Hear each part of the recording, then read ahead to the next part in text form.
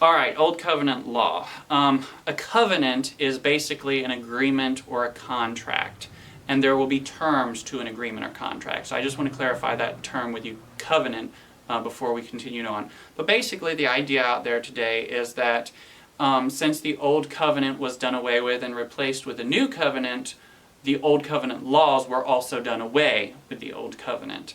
However, I want to read to you from Psalms chapter 105. Before I do, though, Abraham had a son. His name was Isaac. Isaac's son's name was Jacob, and Jacob's name was changed to Israel.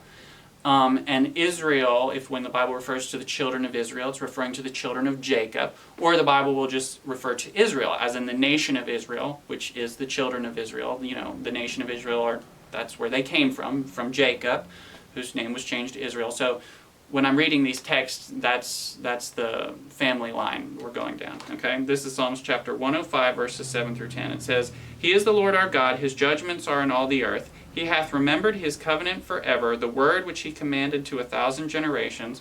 Pay close attention. "Which covenant he made with Abraham, and his oath unto Isaac, and he confirmed the same unto Jacob for a law, and to Israel for an everlasting covenant." So you'll notice that God took the covenant that he made with Abraham, which was also the oath to Isaac, and he confirmed that same covenant made with Abraham, he confirmed it to Jacob, or Israel, for a law.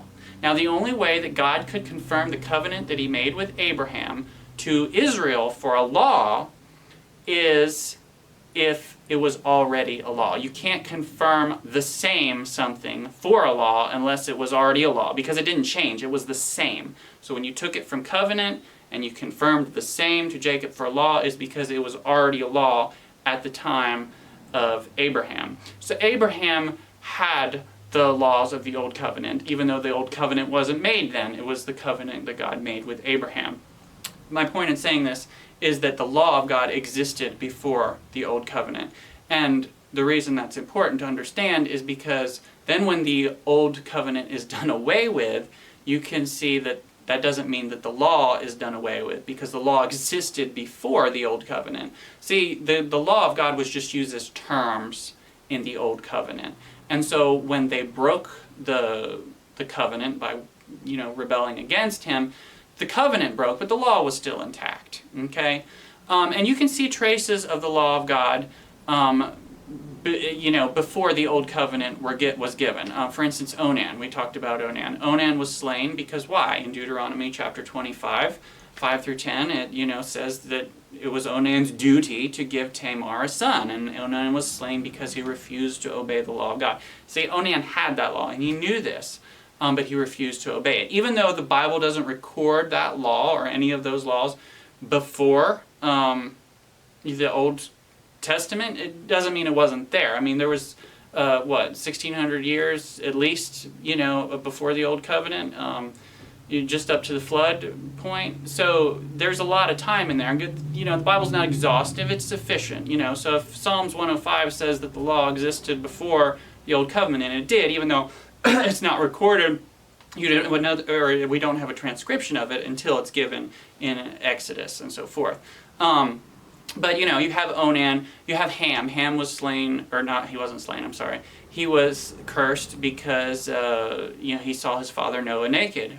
Well, where is that law? Well, Noah had it, and Ham had it. We didn't see it later written, but it is written, you're not supposed to behold the nakedness of your father or your mother. Abraham paid tithes to Melchizedek. Well, why? There wasn't a law, but yes, there was, actually.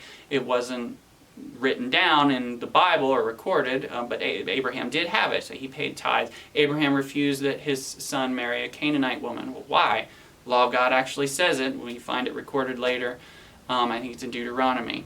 So you can see that the laws of God actually did exist prior to the time that they were given. So when the Old Covenant's done away with, it doesn't mean that the law was done away with it. It just means that the covenant had to be replaced with a new covenant, but the law of God was continuous from the beginning. And my point in saying all this is that we are obliged to keep at least some of the laws of God given through Moses at Sinai. And I'm saying this because, as we're going through these presentations, you'd be like, well, why is he saying that? That's Old Covenant law. That doesn't apply anymore. It actually does, because just because the Old Covenant was done away with doesn't mean the law was done away with. Again, the law existed in the time of Abraham and even before that, even though we don't see it written. It's not recorded for us as a law in the Bible until we get to Sinai. So keep that in mind as we're going through these presentations. Thanks for watching. We'll see you again soon.